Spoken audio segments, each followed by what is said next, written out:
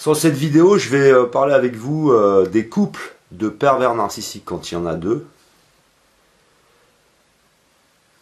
J'ai vécu donc cette expérience en famille, je l'ai vécu de façon professionnelle, je l'ai observé de l'extérieur dans d'autres familles et je l'ai observé après avec l'actualité. Je vais vous demander d'observer cette image et de l'analyser. Imprégnez-vous un petit peu de cette image. Observez-la. Alors des couples de pervers narcissiques, déjà il y a des catégories, vous avez plusieurs catégories sociales, forcément, on va prendre du plus pauvre au plus riche. Là je vous montre une image de plus riche. Comment un peu analyser la situation? Pour commencer à analyser la situation, on va essayer d'abord de comprendre la motivation. Qu'est-ce qui motive ces deux personnages à être ensemble? Et qu'ils ne vont pas, entre guillemets, ils ne vont pas se parasiter l'un et l'autre, mais ensemble, ils vont parasiter tout ce qu'il y a autour. C'est-à-dire qu'ils vont mobiliser toute leur énergie à vampiriser un système, à vampiriser des personnes, et en étant parfois dans une parfaite harmonie. On aurait presque envie d'avoir des couples heureux dans cette harmonie, tellement ils sont complémentaires, et ils sont capables de changer de rôle l'un et l'autre. Alors on va chercher la motivation. Déjà, dans la plupart des cas, moi, ce que j'ai observé, hein, c'est personnel, je ne dis pas que c'est l'une des raisons principales, mais après, j'ai souvent observé qu'il y a un lien avec l'argent. Il y a souvent l'un des deux, un qui a de l'argent, et l'autre qui a l'aura, qui a la prestance, etc. Mais celui qui a la prestance n'est pas forcément le leader, n'est pas forcément le dominant. Vous savez, c'est un petit peu comme dans la nature, on retrouve des mécanismes comme ça dans la nature, par exemple chez les rats. Un rat qui est dominant, il va s'entourer d'autres rats et il va utiliser les rats suivant leurs compétences. Alors par exemple, on a fait des expériences dans un laboratoire, on a mis des rats avec un leader, et le leader mord l'autre rat jusqu'à qu'il aille traverser sous l'eau, chercher la nourriture et revenir. Alors on s'utilise comme ça, et vous pouvez observer des exemples dans la nature qui sont un peu similaires, et ils sont donc complémentaires.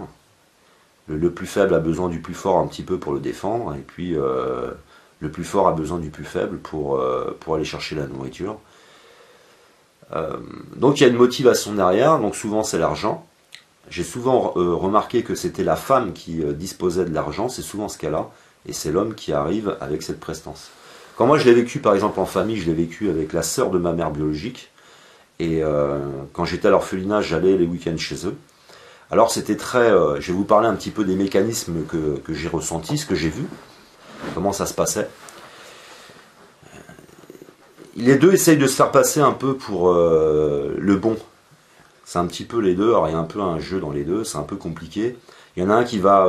l'un et l'autre peuvent s'amuser à pêcher le faux pour savoir le vrai, c'est-à-dire qu'ils vont se faire passer pour une victime en te demandant qu'est-ce que tu en penses. C'est aussi, ça leur permet de savoir ce que tu en penses, où tu en es dans ta réflexion, si tu n'es pas en train de découvrir le manège. C'est très compliqué, c'est hyper pervers. Et dans cette situation dont je vais vous parler, c'était elle qui décidait. Et c'était elle qui l'engueulait. Elle l'envoyait et elle l'engueulait. Si c'était grillé, bien sûr, si personne ne grille rien, si personne ne s'aperçoit de rien, elle ne l'engueule pas. Alors elle m'humiliait psychologiquement en permanence. Et puis après, lui, il venait se défouler sur moi. Elle lui mettait la pression, elle lui mettait la pression. Alors il n'en pouvait plus, et après il venait se défouler. Et quand il me cognait, il regardait dans mes yeux comme ça, il observait dans mes yeux, il voulait voir les larmes, il voulait voir ma souffrance, il voulait voir sa puissance à lui. Ah, qu'est-ce que je suis puissant! Alors il retournait sa chevalière et il me frappait comme ça par derrière. Il m'enfermait dans une pièce sombre, il me mettait en fait une lampe de chevet, et je faisais des devoirs pendant 24 heures. Je recopais le dictionnaire, je faisais des choses comme ça. C'était que des punitions, des humiliations. Et donc j'étais dos à la porte, et quand il rentrait, il changeait tout le temps de rythme. Un coup il arrivait très vite, comme s'il allait me cogner, et il me posait la main doucement dessus. Et un coup il avançait doucement, comme s'il était calme, et il me mettait une torgnole, et toujours dans la tête, dans des endroits où ça ne se voit pas. Et il changeait un peu les procédés, pour pas que tu t'habitues, parce qu'en fait, quand tu es dans la violence, tu te crispes, et après tu commences à encaisser. Et pour ne pas que tu encaisses, il changeait de méthode, changeait de rythme, etc. Comme ça, tu ne t'habitues pas. Et comme ça, en même temps, ça lui permet à lui de ne pas mettre un coup qui lui semble impuissant. C'est terrible pour lui. Imaginez, il vous fait quelque chose pour vous faire du mal et ça ne vous fait pas du mal.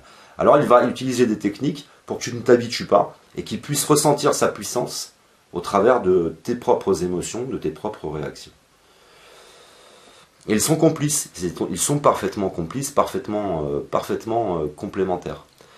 Ils sont un piège redoutable parce que quand il y en a un des deux qui va se présenter en victime, si par exemple vous voyez qu'il y a quelque chose qui ne va pas, vous voulez un petit peu donner des conseils, intervenir, je ne sais pas, parce qu'il y a des enfants, alors il y a une des personnes qui va se présenter en victime, elle va un peu se confier à vous en disant que c'est l'autre, et puis du coup, vous allez mobiliser votre attention sur l'autre, le soir, vous n'êtes plus là, elle va dire à l'autre que l'autre s'en mêle, etc.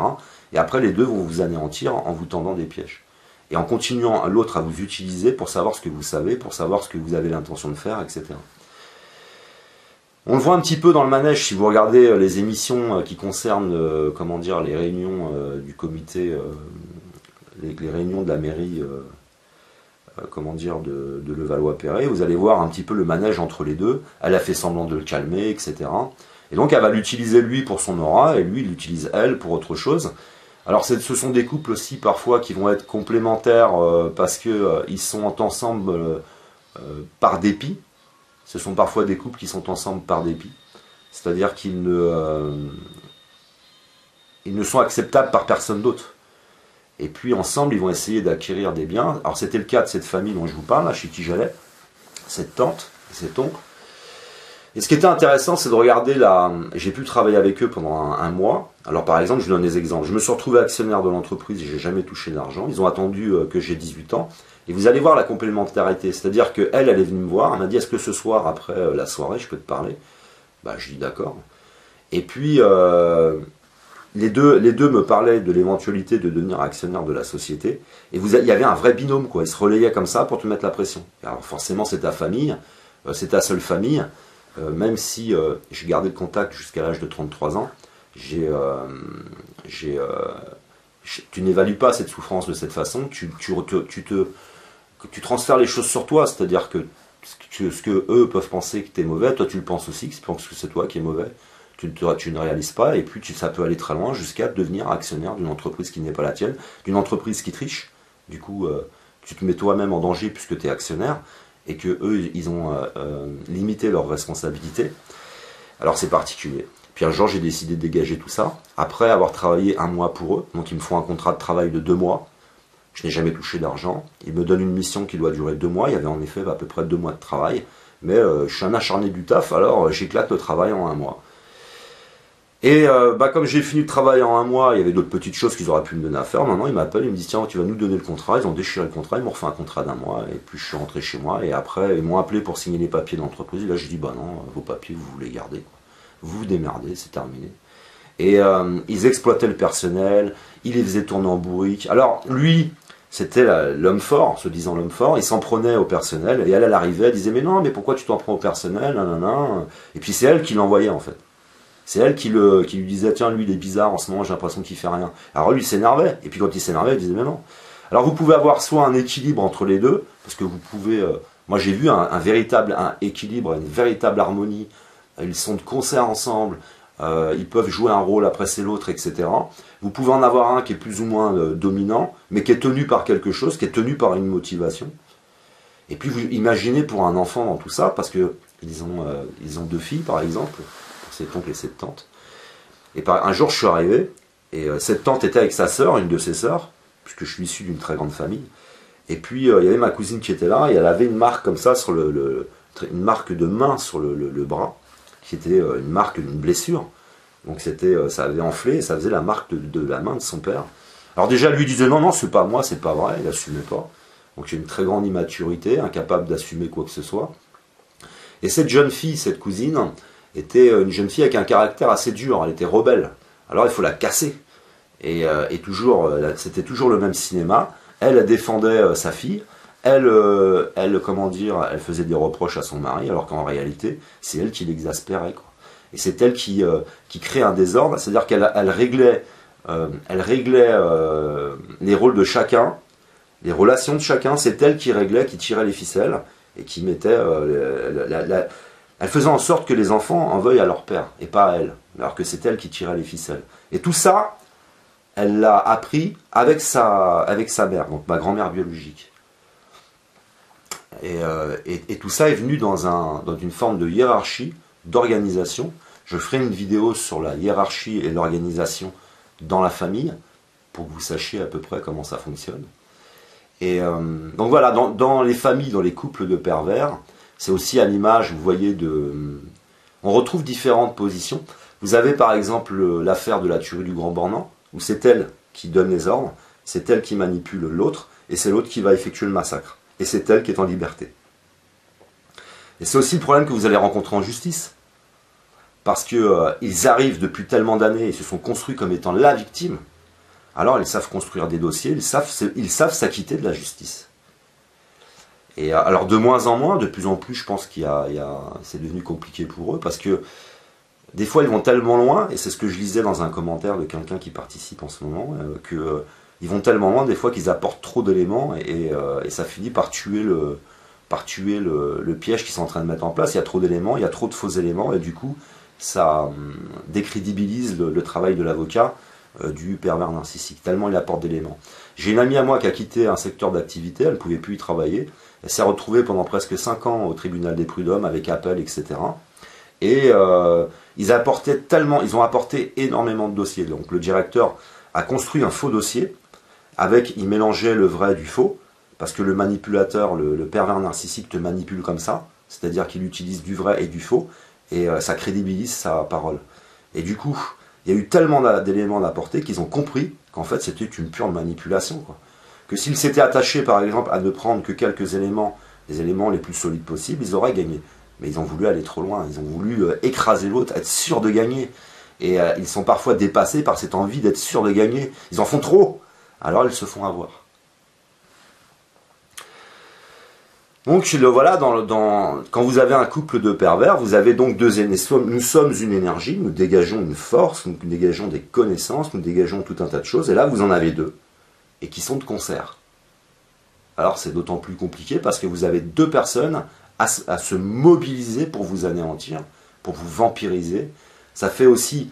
On est complémentaires, ce qui fait que si par exemple vous voulez escroquer l'État comme les Balkany, à deux, tu as 2 fois plus d'idées, tu as 2 fois plus de possibilités, tu as 2 fois plus de connaissances, tu connais beaucoup de monde, etc. Et tu vas utiliser tout ça, et ça fait une force très puissante pour pouvoir, résister à toute attaque venue de l'extérieur. Donc voilà, pour les couples, j'ai du mal après à voir comment je pourrais développer autrement, ce que je pourrais dire. Ce sont des couples dévastateurs, c'est compliqué pour les enfants parce que les enfants répondent immédiatement à l'aspect de l'autre, à ce qu'il te présente comme identité, puisque vous savez que le pervers narcissique utilise plusieurs identités. Et là où c'est compliqué pour un enfant, c'est qu'il suffit qu'en 2 minutes, l'être qui vous manipule, qui est violent, se mette en position de victime, l'enfant tout de suite va se dire « Allez, enfin, je vais pouvoir sauver ma mère, allez, je vais pouvoir sauver mon père ». Et en 2 minutes, ça s'enclenche en 2 minutes. Et c'est souvent ce que font les pervers narcissiques, ils oscillent comme ça entre te manipuler, t'ignorer et être une victime. Et t'es maintenu comme ça. À un moment donné, t'en peux plus, t'as envie de te dégager, il te rattrape. T'as envie de te dégager, il te rattrape. T'as envie de te dégager, il te rattrape. Et c'est sans arrêt comme ça. Et puis tu t'épuises, tu perds confiance en toi, tu n'as pas de sécurité, tu es dans un manque de sécurité personnelle, et puis tu ne te vois plus partir. Et c'est fini, tu deviens complètement l'esclave de toutes ces manipulations. Et voilà, donc non, c'est c'est compliqué.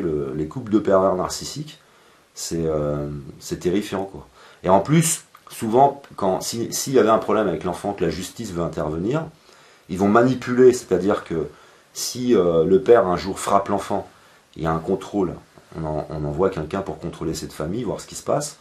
Là, vous avez 2 complices qui sont ensemble. Que dans une famille où il y a un pervers, quelqu'un qui va pas bien, la mère va quand même défendre un peu l'enfant. Pas toujours, c'est vrai. Mais pas forcément être au point d'être pervers et de manipuler le contrôle.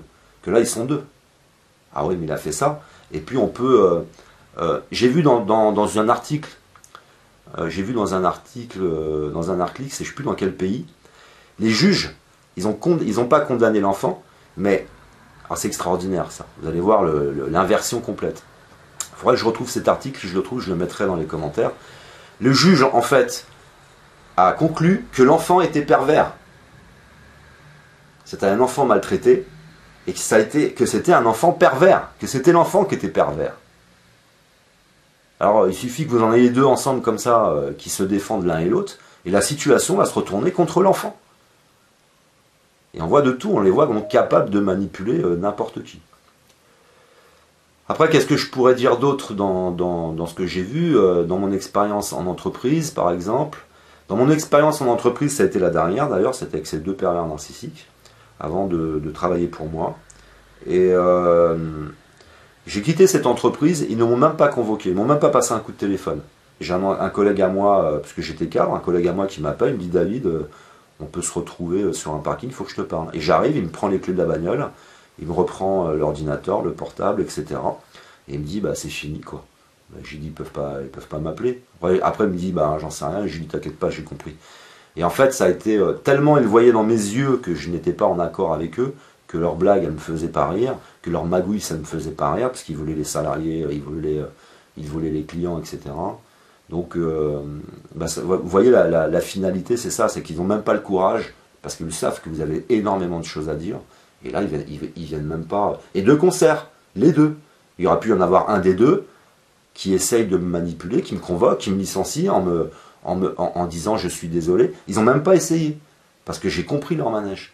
Et j'avais compris que c'était la femme qui utilisait son mari. Et que lui, là, on était plutôt dans une affaire de tétostérone. Je ne sais pas si je l'ai bien dit. Mais en fait, c'était elle qui était la plus virile du couple, quoi. Et lui, il suivait. Mais lui, il n'était pas beaucoup plus honnête. En fait, parce qu'il volait, il revenait de la mosquée, et puis il faisait sa prière dans son bureau, et puis il volait, il maltraitait les gens, il maltraitait les salariés. Donc il allait se laver les mains dans sa religion. Voilà encore quelqu'un qui utilise Dieu pour... comme quoi, c'est pas forcément ceux qui croient, pour moi, en Dieu, qui sont les plus proches de la vérité. Donc voilà pour les couples de pervers narcissiques. Je ne sais pas si j'ai répondu à la question qu'on me demandait. J'essaye d'apporter à peu près ma vision des choses, les choses comment elles s'établissent, comment elles s'organisent les deux, la complication que c'est tout ça. Et puis le conseil que je donnerais, c'est d'aller du plus bas au plus haut, c'est-à-dire d'analyser la situation déjà en analysant les motivations, essayer de comprendre pourquoi ils sont ensemble, quel est l'enjeu d'être ensemble, est-ce qu'ils sont réellement épanouis ensemble, c'est-à-dire qu'ils sont complémentaires, et pour différentes raisons que vous pouvez imaginer, comme par exemple le fait de pouvoir se stimuler l'un et l'autre, de n'avoir honte devant personne, puisque du coup ils sont les mêmes, alors ils jouissent ensemble de leur saloperie. C'est voilà, et de remonter comme ça, d'essayer de comprendre comment ils fonctionnent l'un et l'autre, qui joue le rôle de quoi, sachant qu'ils, bah oui, ils ont plusieurs identités, donc ils changent de rôle. Mais après, je vois pas grand chose à dire de plus que l'on ne pourrait pas forcément, par exemple, retrouver, que l'on ne pourrait pas retrouver dans l'ensemble de mes vidéos. Voilà, bien à vous.